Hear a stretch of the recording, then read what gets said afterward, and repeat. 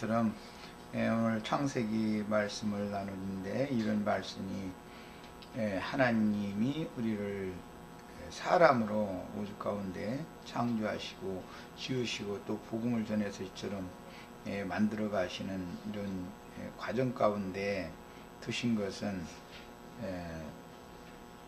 첫 아담이 뱀에게 속아서 원수에게 넘겨진 사람으로서의 존엄성, 또 인간의 하나님을 향한 선한 뜻과 하나님께서 사람을 향한 선하신 뜻을 잘 이루어서 하나님이 새로 창조하시는 새 세계 하나님 나라를 영원한 유업으로 상속해 주시고자 하는 그런 하나님 깊은 뜻을 다 분별하고 헤아릴 수 있도록 말씀의 은혜를 부으시고 기름 부어 주시길 주의 이름으로 기도합니다. 아멘. 아멘. 자, 오늘은 창세기 5장 1절에서 5절 말씀을 다시 한번 읽고 이제 본문 내용 말씀으로 들어가겠습니다. 읽습니다. 이것은 아담의 계보를 적은 책이니라. 하나님이 사람을 창조하실 때에 하나님의 모양대로 지으시되 남자와 여자를 창조하셨고, 그들이 창조되던 날에 하나님 그들에게 복을 주시고 그들의 이름을 사람이라 일컬으셨더라. 아담은 130세에 자기의 모양 곧 자기의 형상과 같은 아들을 낳아 이름을 셋이라 하였고, 아담은 셋을 낳은 후 800년을 지내며 자녀들을 낳았으며 그는 930세를 향수하고 930세를 살고 죽었더라. 아멘. 지난 수원 집회와 지난번 집회 때 아담이라는 건 성경에 두 아담이 있다는 것과 창세기 1장의 계보가 창세기 5장의 계보로 이어지는 것, 그 다음에 창세기 2장 흑사람 아담의 계보는 창세기 4장으로 이어진다는 것, 그 다음에 창세기 2장 흙에서 취한 그 흑사람 아담 창세기 4장의 계보로 이어지는 그 계보는 하나님일 때는 사람이라고 보지 않고 짐승인간, 사람이지만 짐승으로 본다. 그래서 계시록에서는 짐승의 수, 사람의 수, 사람의 수, 짐승의 수 이렇게 표현하고, 또 신약에 와서 이제 복음을 전하게 하실 때 각색 짐승들에게 복음을 전하게 하셔서 짐승들을 잡아먹으라고 하는 이런 말씀들이 창세기 2장 흑사람의 그 후계를 하나님 보시는 눈은 모두 신의 형상, 그 다음에 신께서 창세기 1장에 남자와 여자 사람을 창조하시고 그들에게 모든 생물을 다스리며 땅을 정복하는 그런 위엄과 존귀와 위엄, 권위를, 인간의 존엄성을 사람에게 맡겼지만 그것을 마귀에게 속아서 흑사람이 뺏겼기 때문에 이제 하나님은 둘째 아담이요 마지막 아담인 그리스도를 세상에 보내서 사람을 구속해서 원래 하나님이 창세기 1장에서 계획대로 창조하시고 만들어 가셨던 그 사람에게 주신 권위를 되돌려 주시는 것, 마귀에게서 되찾아서 사람에게 되돌려 주시는 것을 지금 기록하고 있는 내용입니다. 그러니까 성경에서 이 두 족보에 대해서 이해하고 깨닫는다는 것은 성경 전권의 하나님의 마음에 감추인 선하시고 기쁘신 뜻을 분별하고 헤아릴 수 있는 그런 지혜를 얻는 말씀을 오늘 우리가 지금 이제 본문 말씀으로 들어갑니다. 특히 창세기 5장에 나오는 이 계보는 예수님의 계보이기 때문에 성경에서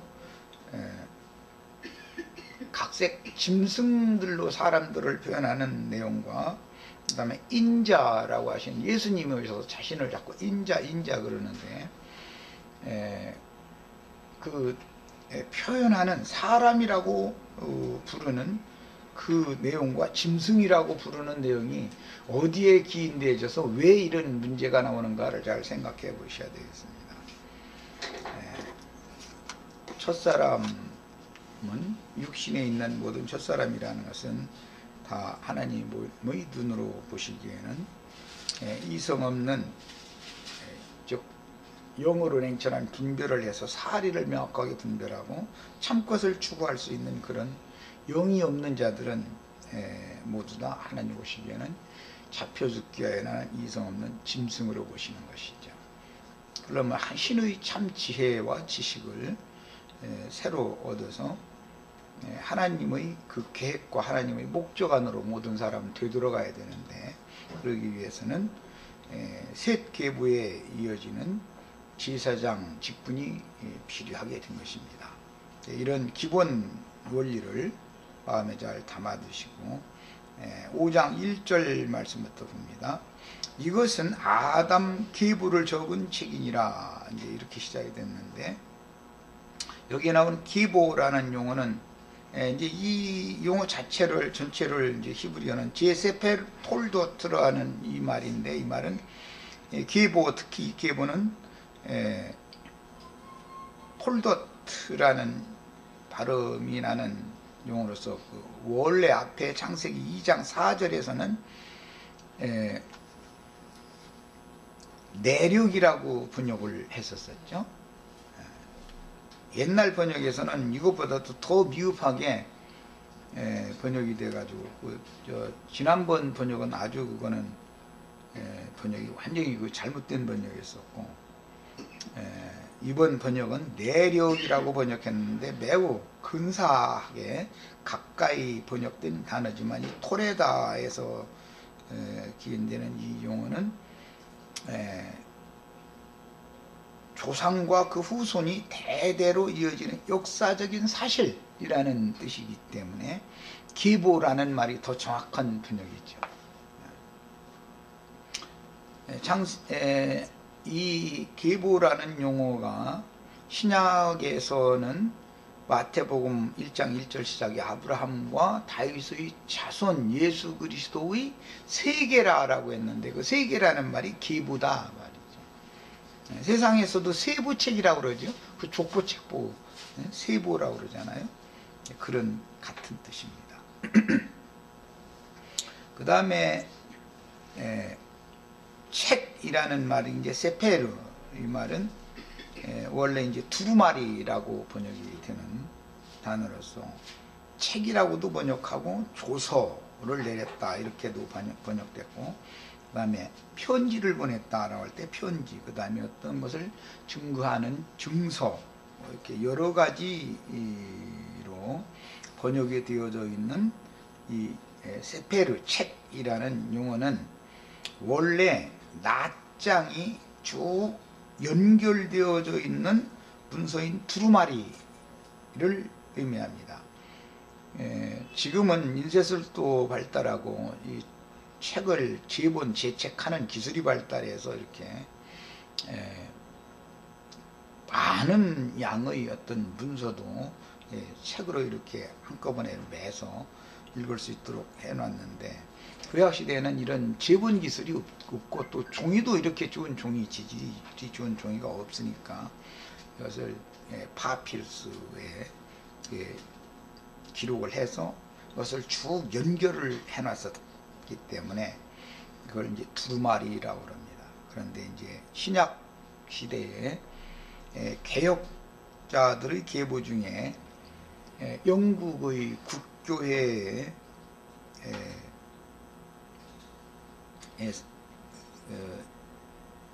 신부죠. 국교회의 신부, 그 사람을 성공회의 이제 신부죠. 이름은 지금 기억이 안 나는데, 그 시대에 이걸 이제 장과 절을 이렇게 세분화해서 구분을 해서 더 편리하도록 성경을 읽을 수 있도록 이렇게 했습니다. 그 다음에 이 두루마리는 이어지는 말씀의 흐름이 중요하다. 두루마리니까 어떤 절이 있어도 그 하나님의 말씀이라는 것은 쭉 흘러가는 흐름이 매우 중요한 것이죠.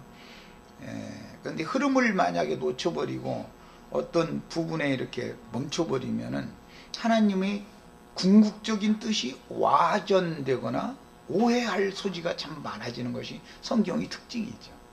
그래서 창세기 1장 1절의 시작에서부터 계시록 22장 21절 끝까지 이렇게 쭉 흘러가는 내용을 파악해가면서 성경을 읽을 줄 알아야만 이제 이런 사람 뭐인지 계시를 받은 사람이다, 영감을 받은 사람이다, 이렇게 성경에 표현을 합니다. 그러니까 각 단어나 어떤 그 단락에서 아주 깊은 것을 추구하고 부분적으로 깨달은 신학자들이 있지만 그 사람들이 약점이라는 것이 뭐냐면 성경이 그 단어나 그 문장이나 문단이나 그 다음에 그 책 등에 머물러서 깨달아 갖고는 안 되는 거다. 이것은 흐름을 놓치면 안 되는 거다. 그런데 광야교회에서 어디에서 출발해서 어디까지 가고 거기서 어떤 사람들이 죽었다라는 기록은 뭘 말하냐면 하나님의 말씀을 거기까지만 깨달았다, 그것을 말하는 겁니다. 그러니까 이 흐름을 놓치면 아무것도 안 되는 거죠. 그래서 이제 예수님이 오셔서 부분적으로 이제 영감을 따라서 성경을 재해석하는 말씀들을 가르쳐 주시고 나서 진리의 성령이 오시면 너를 모든 진리 가운데로 인도해 주신다. 그게 이제 특징이죠. 진리의 성령이 오셔야 되는 목적은 두루마리 전체를 흐름에 막힘이 없이 흐름에 맞도록 하나님의 뜻을 분별하고 헤아리는 지혜, 지식을 주는 거예요. 우리는 이제 이걸 추구하는 겁니다. 이 점에 있어서 많은 신학자들이 만들어놓은 조직신학이라고 하는 교리들과 중간중간에 자꾸 부딪히는 겁니다. 그들이 어떤 부분적으로 그것을 깊이 추구를 해놨을지라도 흐름에 맞지 않으면 그것이 틀린 것이죠. 성경과는 안 맞는 잘못된 것을 깨달았는데 그 사람은 거기에 딱 머무르면서 그걸 자꾸 주장하다 보면 이제 조직 신학을 자꾸 주장하다 보면 사람들이 어떤 것은 다 틀렸다는 게 아니지, 조직 신학이라는 게 다 틀린 게 아니죠. 근간이 성경의 흐름과 맞지 않는 어떤 토대 위에 무엇을 주장을 하게 되고 세뇌시키게 되고 이렇게 되므로 이것이 마귀는 꼭 그런 방식으로 일을 한다라는 걸 이제 깨달을 필요가 있습니다. 그래서 여기 세페르라는 이 두루마리이다, 계보책이다 그랬는데 예수님의 계보를 적은 두루마리다. 예수님의 계보를 성경은 사실 말하는 거죠. 첫 아담의 계보와 예수님의 계보, 두 계보가 성경의 뼈대인데 모든 저주받은 사람들은 첫 아담의 계보에서 속해 있기 때문에 그것은 즉 말하자면 하나님께서 사람을 만물의 영장으로 지어서 만물을 다스리게 하고 지배하게 하셨는데 그런 모든 인간으로서의 존엄성, 존귀함과 그다음에 그 엄위함, 이게 이제 신성한 인격인데 이것을 잃어버린 거예요. 그렇게 되니까 마귀가 오히려 피조물인 마귀가 모든 피조물의 왕노릇을 사람이 해야 되는데 마귀가 오히려 사람을 지배함으로 인해서 사람을 통해서 하나님의 모든 창조 세계를 자기 세계로 삼아버리게 된 것이죠. 이것을 되찾는 거예요. 이것이 예수 그리스도의 그 족보에 들어간 사람들이나 이것을 되찾는다, 그 말이에요. 그러니까 이것은 인간의 창조된 의미와 목적이 회복된다, 그런 말인 것이죠. 그 일을 위해서는 5장에 나오는 마지막 아담, 둘째 사람 마지막 아담의 계보를 적은 이걸 이제 어린 양의 생명책이다. 그런데 이 책에 세페르, 이 생명책에 들어와야 된단 말이에요.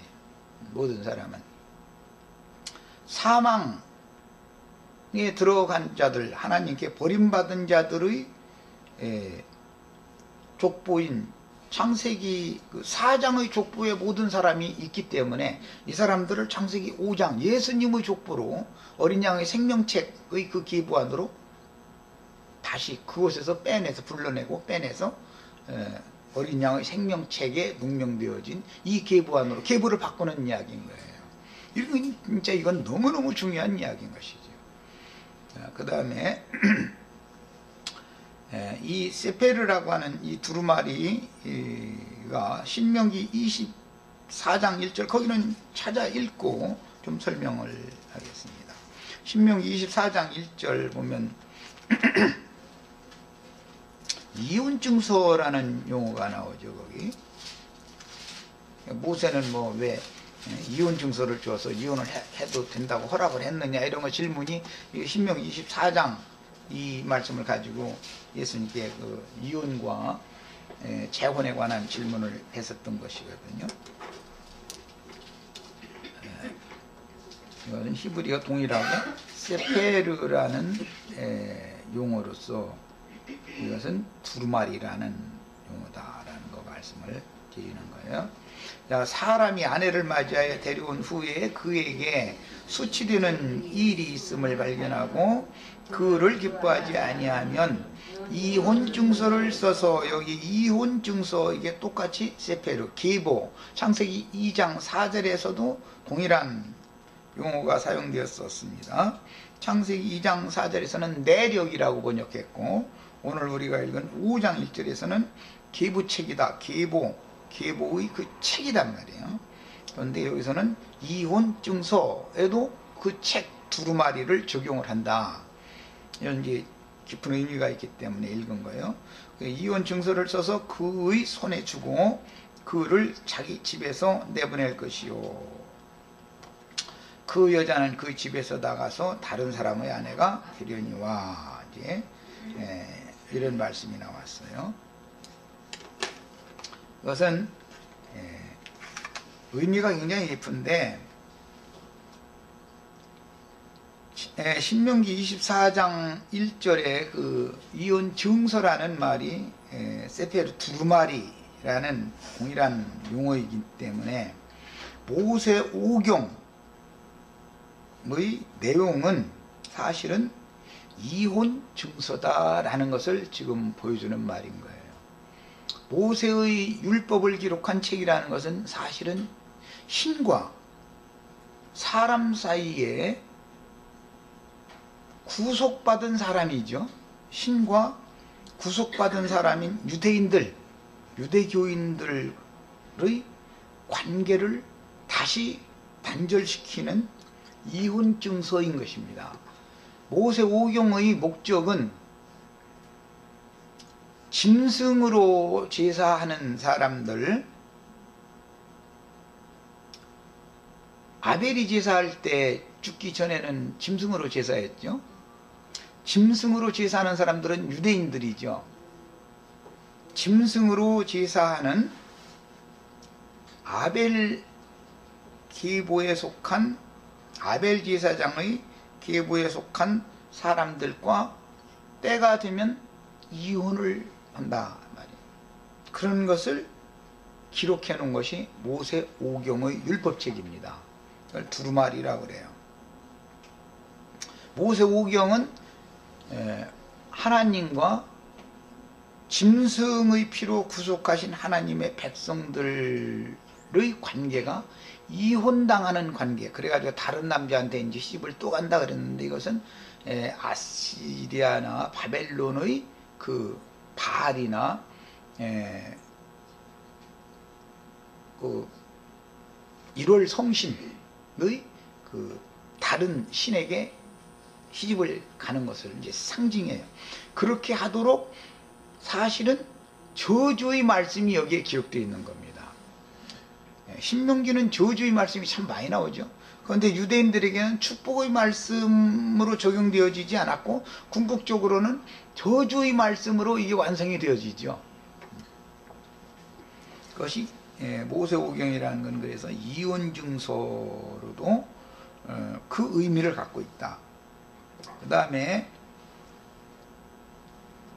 신약성경의 사복음서와 사도행전은 구속하신 참 하나님이신 여호와 하나님과 죄인들의 사이를, 하나님의 버림을 받았던 죄인들의 사이를 중매하는, 이것은 이제 혼인을 합당한 혼인으로 인정하게 해주는 증서인 것이죠.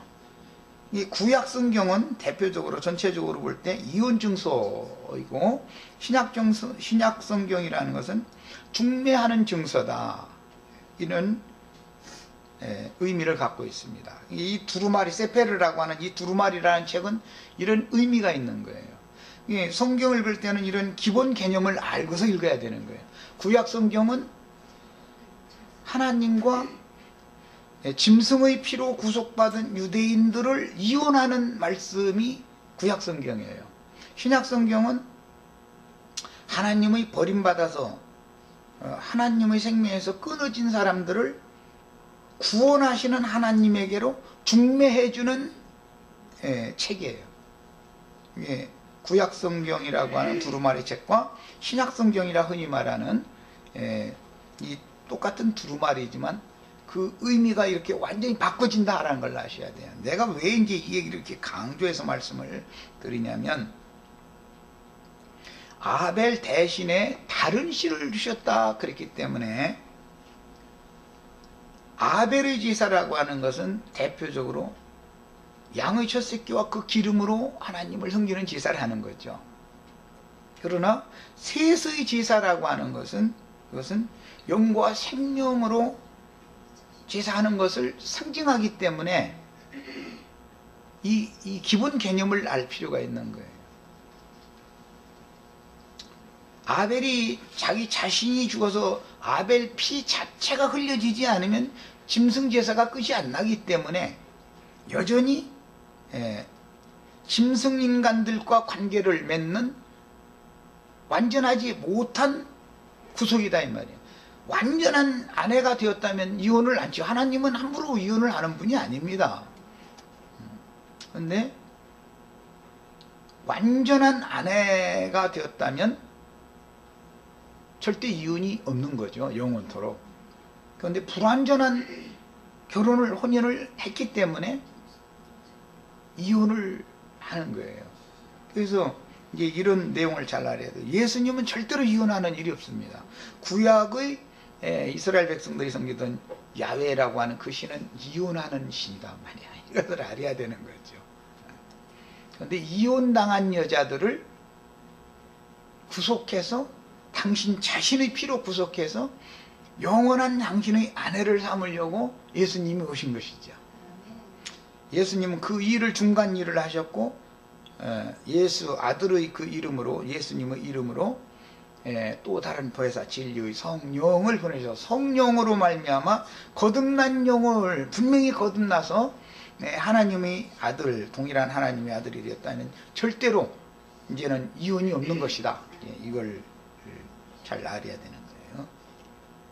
그러니까 간단하게 오늘 그 말씀에는 셋의 족부 이야기를 시작할 때 이것은 아담 계보를 적은 책이다, 아담의 계보를 적은 두루마리다, 이렇게 번역을 간단하게 이렇게 해놨지만 여기는 어마어마한 이런 감추인 비밀이 여기에 있다는 거예요. 그 다음에 이제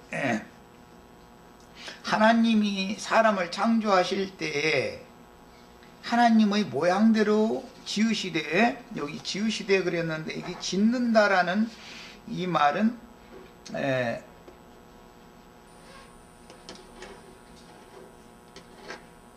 하와, 그 창세기 2장에서 아담의 아내인 하와를 지은 것과는 다른 표현입니다. 하와를 지은 것은 건축, 이렇게 세운다라는 개념이었고, 여기 하나님의 모양대로 지었다 이 말은 제조, 제작했다. 정성과 기술과 모든 혼이 이 남자와 여자 셋과 셋의 아내, 그를 창조하실 때 창조되던 날에 하나님이 그들의 복 주시고 그들의 이름을 사람이라 하셨는데, 이 하나님의 모양대로 지어진 남자와 여자, 이 사람들은 창세기 2장의 아담과 하와와는 전혀 다른 사람들이다라는 것을 여기에 다 이제 이미 문자적으로 이미 여기 이제 그 원어를 추구를 하면은 문자적으로 여기에 다 암시가 들어있는 겁니다. 여기 이제 형상이라는 말은 데모트 이미 창세기 1장 때 1장 26절 28절 사이에 말씀을 드렸었고, 형상은 내면 즉 양심과 마음의 생각, 감정, 의지를 말하는 거고, 이 형상이 곧 하나님의 형상이신 그리스도 형상으로 사람을 창조했다 이렇게 말할 때, 이렇게 창조된 사람은 새로운 피조물로 창조된 사람을 말하는 것이죠. 그러니까 원래 하나님이 사람을 향한 사람으로서의 존엄성을 부여해 준 창조물을 말한 거예요. 사람으로 태어나면 인간의 존엄성을 잃으면 인간의 그 존귀함과 어미함, 이 신성, 이것을 잃어버리면 사람은 아무 가치가 없는 거죠. 그 다음에 모양이라는 용어가 이제 또 사용이 됐는데, 아담이 130세 자기의 모양과 같이 아들을 낳았다, 모양과 같은 아들을 낳았다 그랬는데, 이 모양은 첼렘, 이미 이것도 창세기 1장 26절에서 28절 사이에 말씀을 나눴어요. 이것은 부활 승천하신 예수님의 모양, 부활하시던 날 저녁에 제자들에게 찾아오셔서 다른 모양으로 나타내셨다 이렇게 되어 있죠. 거기 모양이란 말이에요. 그 모양은 사흘 전에 그 모양과는 다른 모양이죠. 사흘 전에 십자가에서 죽기 전까지의 그 모양과 다른 모양으로 부활하신 이후에 제자들에게 나타내셨던 그 다른 모양은 전혀 모양이 다르잖아요. 그러니까 여기 첼렘이라는 말은, 모양이라는 말은 겉모습을 말하지만 이것은 신령체를 말하는 데 목적이 있는 거다. 신령체. 이게 이 신령체를 입고서나 구속받은 영혼이 영생할 수 있는 거죠. 이 혈과 육의 이 육신의 몸을 입고 있는 동안은 우리가 분명히 위로부터 형상이 재창조되었어도 영이 새롭게 새로운 피조물로 창조되었을지라도 이 옛 창조에 속한 혈육의 이 모양을 입고는 영생할 수 없는 거죠. 반드시 이걸 벗어나야 되는 것이죠. 이런 것이 여기에 암시되어 있는 겁니다. 그 다음에 이제 부활 승천하셨다는 이야기는, 나는 이제 이걸 참 굉장히 중요하게 여기서 여러 번을 말씀드리지만, 사람들은 부활, 생명의 부활이 뭔지, 심판의 부활이 뭔지, 이 부활이라는 이 용어 자체도 잘 이해를 못하고 있고, 부활이라고 한 것은 첫째는 죽은 영을 살리는 것이죠. 죽은 것이 살아나는 게 부활이잖아요. 없었던 것이 있게 되는 것은 창조지만, 이미 있게 해놓으셨지만 죽었다 이거예요. 죽었다는 것은 인간으로서의 존엄성을 마귀에게 뺏겨버렸다. 그래서 신이 그를 마귀에게 그냥 이혼 마귀한테 시갈랑가 그러고 그냥 이혼해버렸다 이 말이죠. 이런 상태는 죽은 거예요, 이게. 그런데 먼저는 영이 살아나야 되고, 그 다음에 혼의 구원을 이루어야 되고, 그 다음에 부활하셔서 하늘 영광, 즉 승천하셨던 하나님 아버지의 영광, 그 모든 이름 위에 뛰어난 이름을 취하셔가지고 다시 제자들에게 오셨던 그 신령한 몸으로 우리들도 똑같이 그와 같이 재창조되어져야만 영생하게 되는 거예요. 이제 승천 이야기가 나오면은 공간 이동을 말하는 게 아니라, 성경이 말하는 바는 조물주의 형상과 모양에 이르는 것, 신의 수준에 이르는 것, 즉 인간으로서의 모든 존귀와 어미함을 되찾는 것, 그것이 승천이다 이 말이에요. 하나님의 영광에 이르는 거예요. 그것이 하나님의 영광이라는 게 뭐냐, 하나님의 사람 속에 인간에게만 주어지는 모든 만물을 주장하고 다스리는, 정복하고 다스리는 존엄성을 부여하셨죠. 인간에게. 인간이 만물의 으뜸이단 말이에요. 그러니까 만물의 영장이다 그래요. 그랬는데 그걸 잃었다가 완전히 그것을 되찾아서 신의 영광, 즉 신께서 사람에게만 특별히 부어주신 인간의 존엄성을 완전하게 되찾으면 이것이 승천하는 거다 말이에요. 승천이라는 게. 그러니까 이것은 완전히 신성한 인격이 온전히 이루어지는 것을, 그래서 모든 이름 위에 뛰어난 이름을 얻는 것, 이거 하나님의 영광을 얻는 것, 되찾는 것, 영광에 참여하는 것, 이것을 승천이라고 그러는 건데, 기독교인들의 생각은 부활하면 흙 속에 있는 자기 조상들이 무덤에서 막 이렇게 막 뭐가 일어나고, 뭐가 일어나고, 또 막 승천한다. 그럼 막 저기 허공에 있는 구름 속으로 막 흰날개 펄럭이 감싸 막 이렇게 올라가고 막 이런 것을 자꾸 가르치다 보니까, 이건 거듭나지 않은 사람들이 가르치는 거죠.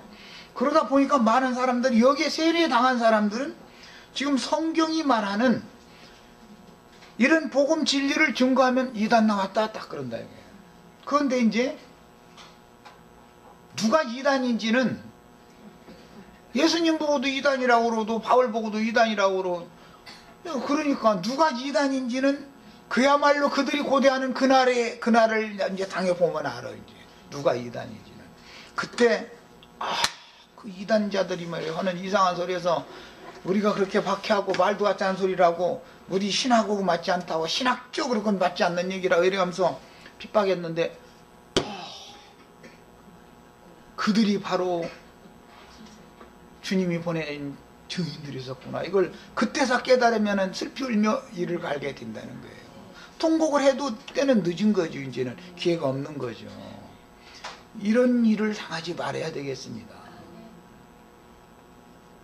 자, 그 다음에 에베소서 2장 10절에 이제 신약성경에 이 말씀이 표현이 잘 되어 있는데, 에베소서 2장 10절의 말씀은 신명기 32장 6절에서 창조, 지으심, 만드심에 관한 말씀들은 창세기 1장에서부터 계속 내가 이제 나눈 이야기지만 다시 한번 확인을 하기 위해서 신명기 32장 6절을 읽겠습니다. 자, 읽습니다. 어리석고 지혜 없는 백성아. 신명기 32장 6절 읽는 거예요. 어리석고 지혜 없는 백성아. 하나님의 지혜는 그리스도를 말하는 건데, 하나님의 전지전능한 지혜와 전지전능한 지식이라는 건 그리스도를 말하는 거예요. 그런데 어리석고 지혜 없는 백성이다. 이게 하나님의 백성들이라고 자처하는데, 여호와께 이같이 보답하느냐, 그는 네 아버지시오. 이게 조물주다 이 말이죠. 너를 지으신 이가 아니냐. 여기 지으신이라고 번역된 동일한 단어입니다. 그 다음에 그가 너를 만드시고 세우셨도다. 세 가지 얘기가 나왔어요. 지으신 분, 너를 만드신 분, 세우신 분, 이렇게 세 가지가 나왔어요. 자, 하나님도 짓고 만드실 때 우리를 하나님의 나라로 세우시고 하나님의 교회, 그분의 몸으로 세우시지요. 교회로 건축하잖아요. 건축. 우리가 지금 건축되는 거예요. 이 말씀이 이제 신약 성경의 에베소서 2장 10절에 나오는데, 거기 한번 읽고 다시 돌아오겠습니다. 이건 매우 중요한 성경의 문구이기 때문에 특별히 강조를 좀 하는 거예요. 창조만 되어 갖고는 완전한 게 아니죠. 창조되어졌어도 지으셔야 되고 만들으셔야 되죠. 창조된 것은 없는 것을 있게 하신 것이지만 이것은 땅에 속한 것이잖아요, 다. 그러나 그분의 형상으로 다시 지으시고 그분의 모양으로 다시 만든다라는 것은 이제는 창조되어져 있는 걸 가지고 그분의 계획과 목적에 따라서 제작, 제조 완벽하게 한다, 이제 이런 뜻이기 때문에 자, 에베소서 2장 10절을 읽겠습니다. 우리는 그가 만드신 바라. 그러니까 우리 아버지는 예수님이죠. 지금 여기 그라는 건 예수님을 말하는 거잖아요. 예수님이 우리의 그 죄를 인하여 우리가 그리스도 함께 살리심을 받아가지고 또 함께 일으키심을 받아서 함께 승천해가지고 하늘에 앉혀놨다. 이게 그분이 우리를 만드신 조물주 아버지다 이 말이잖아요. 지금 신명기 32장 6절에서 지금 인용하는 말이라고 말씀드렸어요. 그건 창세기 1장 26절로 28절에 이미 나온 말이잖아요. 우리의 형상과 우리의 모양대로 사람을 만들자 했을 때 거기 이미 다 나온 말이에요. 이게 우리는 그가 만드신 바다, 이 그는 그리스도를 말하는 거예요. 그리스도 예수 안에서 선한 일을 위하여. 이 선한 일이라는 참 중요하죠. 유대인들은 예수님 쫓아다니면서 우리가 무엇을 하여야 선한 일을 하는 거냐고, 어떻게 해야 선을 행하겠냐고 이런 걸 자꾸 물어봤었죠. 선한 일을 한다라는 것은 예수를 믿음으로 말미암아 하나님의 창조 목적에 따라서 신이 사람에게 부여하는 인간으로서의 존엄성을 되찾는 것을 말하는 거예요. 여기서 신약성경에서는, 구약성경에서는 존엄성을 사람에게 부여하는 걸 말씀하시지만 신약성경은 뺏겼던 사람들이니까 되찾는 걸 말한단 말이에요. 지금 예수 안에서 선한 일을 위하여 지으심을 입은 바니, 그러니까 만드신 자가 곧 지으심을 입은 동일한 사람이고, 이 일은 하나님이 전에 예비하사 우리로 그 가운데서 행하게 하려 하십니다 그랬는데, 이제 2장 20절에 가면 사랑 안에서 스스로 세우느니라. 교회를 어떻게 건축하느냐, 이제 세우는 얘기가 또 나오죠. 이렇게 용어가, 구약 성경의 용어가 신약 성경에 이렇게 적용이 된다는 것을 잘 이해를 하셔야 되겠습니다. 그 다음에 그러므로 본문에서 하나님께서 창조하신 남자와 여자를 하나님의 모양대로 지으셨다. 이것은 아싸라는 용어는 만드셨다라는 용어다라는 거 말씀을 드렸어요. 바라라는 건 창조했다라는 용어죠. 여기 아싸라는 용어는 창조된 걸 가지고 제작, 제조 하는데 당신의 모든 신혈을 다 기울여서 이제 만드셨다라는, 이 만들었다라는 말은 이제 그 원문의 그 문자적인 뜻은 걸작품이다라는 말이거든요. 걸작품이라는 말은 그 어떤 공예면 공예품 또는 그림이면 그림, 음악이면 음악, 어떤 것을 하여튼 그 사람의 혼백이 거기에 들어있다 이 말이죠. 그래가지고 아주 뛰어난 작품, 이것은 걸작품이다 그래요. 우리 형제 자매님들이 지금 다 하나님의 걸작품이신, 부활 승천하신 그리스도의 그분의 형상과 모양으로 또 만들어져 가고 있는 거예요 지금. 그 다음에 이미 창조된 남자와 여자가 있기 때문에 가능한 이런 말씀으로서 창세기 1장 27절과 관련이 되며, 인자 예수께서 하나님의 모양인 살려주는 영으로서 신령체를 입고 제자들에게 찾아오셨던 그 모양으로 창조하신 창조품을 가지고 지으시고 만드시는 거예요. 그 다음에 살려주는 영이 되어 죄인들을 구속하시고 새 사람으로 만들어 주님의 새 몸인 교회로 이 땅에서는 세우시는데, 이 땅에서는 교회지만 이생 너머에서는 거룩한 성 새 예루살렘이 되는 거죠. 이게 교회를 거치지 않으면 거룩한 성 새 예루살렘 절대 들어갈 수가 없는 거죠. 그 다음에 그들의 이름을 사람이라 일컬으셨더라. 창세기 1장에서부터 아담, 창세기 1장 26절에 우리의 형상과 우리의 모양대로 우리가 사람을 만들고 할 때 그 사람이 아담이라는 용어인데, 그 아담과 창세기 2장의 아담은 전혀 다른 사람이다라는, 사람이라는 용어는 똑같지만 창세기 2장의 아담은 흙에서 취한 아담이고 창세기 1장의 아담은 하나님의 말씀으로 창조되어지고 지어지고 만들어진 아담이니까 전혀 내용이 다른 내용이죠. 이제 무슨 뜻인지 아시겠죠? 세상 사람들일 때, 우리가 세상 사람들일 때, 옛사람일 때는 창세기 2장의 사람이었죠. 그런데 그 사람은 짐승이다 이거예요. 짐승. 영적으로는 창세기 1장의 사람은 인자단 말이에요. 인자, 예수님 형상과 모양이야만, 하나님의 형상과 모양이야만 인자가 되는 거단 말이에요. 그래서 이제 계시록 결론에 가면은 짐승의 이름이나 그 이름의 수를 이마에나 손에 표시로 받은 짐승의 이름, 사람의, 짐승의 수, 사람의 수, 사람의 수, 짐승의 수를 받는다라고 하는 그 내용과, 예수님이 어린 양의 새 이름을, 나의 새 이름을 그 이마 위에 기록해 준다라고 하는 내용이, 하나님이 지금 재창조하셔서 새로 지으시고 만드시는 과정에 이름을 자꾸 주는 거예요. 이름을, 짐승 이름을 자꾸 인을 새겨 놓으면은 짐승 인간이 되는 거고, 이제 사후에도 짐승 세계로 가는 거예요. 그거는 멸망 세계로 가고, 어린 양의 새 이름을 그 이마에 계속해서 세뇌를 시켜서 인을 쳐놓으면 이제 예수님의 세계로 가는 건 이제 당연한 거죠. 이것이 성경에 감춘 비밀인데, 창세기 4장과 5장의 족보 이야기를 알아야 이게 무슨 소리인지를 안단 말이에요. 이게 지금 이 족보라는 것이 성경의 뼈대기 때문에, 족보를 모르려 가지고는 성경을 아는 사람이 아니죠. 족보 이야기를 기본적으로 알아야 되는 거죠. 자, 오늘 말씀에서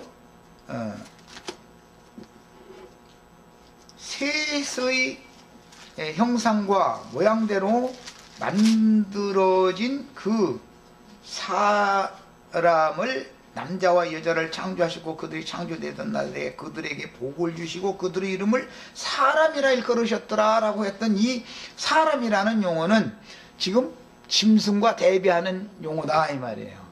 똑같은 아담이라는 단어는 똑같아요. 아담이라고 해서 다 똑같은 게 아니라는 걸 알아야 된다 이게. 사람이라는 용어가 나온다 해서 짐승 인간인지, 짐승의 마음을 받은 인간인지, 예수님의 영과 예수님의 마음을 받은 인간인지를 알아야 된다 이거예요. 기본적으로 이걸. 그래서 여기에 나오는 이 사람은 마귀에게 속아서 첫 아담이 넘겨준 인간의 존엄성을 회복하고 되찾아온 사람을 지금 말하는 것이기 때문에, 똑같은 사람이라 해서 사람이 완전히 다른 것이죠. 세상 사람들, 기독교인들이나 우리들은 하나님의 관점으로 보면 전혀 다른 거단 말이에요. 이걸 알아야 되는데, 이걸 너무 몰라 사람들. 이런 얘기하면 너희나 우리나 다 똑같이 뭐가 다르냐 말이에요. 막 이렇게 나와버리면 참 할 말 없죠. 그 사람들보다 외양으로 보면 더 못하지요. 우리는 외모로 취하는 그런 관념을 갖고 본다면, 그 사람들은 세상의 기득권을 가진 자들이고, 마귀에게 세상 신에게 절을 한 자들에게 자기가, 마귀가 좋아하는 자한테 뭘 다 줄까, 영광을. 그래서 세상의 기득권을 가진 자들이고, 그들은 그러니까 세상의 대인들이고, 물으러 볼 만한 것들이 그들에게는 있고, 우리에는 외모로 볼 때는 그게 없죠. 그러나 내면에 들어가면은 그들과 우리와는 전혀 다른 세계를 지금 살고 있다 이 말이에요. 이게 생각이 벌써 딱 다르지요. 지향하는 관점이 다르고, 성경을 읽어도 성경을 보는 관점이 처음부터 다르단 말이에요. 땅의 일을 절대 생각하지 않고 땅의 일을 목적으로 삼아서 신앙생활을 하지 않는 사람들이기 때문에 그들과 우리는 속이 다른 것이죠. 겉모양은 그들이 훨씬 더 훤칠하고 흠모할 만한 아름다운 것들을 다 가지고 있죠. 세상 지혜나 지식이나 세상의 모든 어떤 재물이나 권력이나 모든 것들이 짐승에게서 받은 모든 것들이 그들이 가지고 있죠. 우리는 짐승인간들이 세상에서 취할 수 있는 것이 우리에게는 없고, 다만 하나님께서 공급하시고 그분이 도우심으로 그냥 하루하루를 살아갈 뿐이에요. 그야말로 기독교계 찬송말 떠나 내일 일은 난 몰라요. 자, 여기까지 하고 첫 시간 마치고 두 번째 시간 잠깐 쉬었다가 이어서 하겠습니다.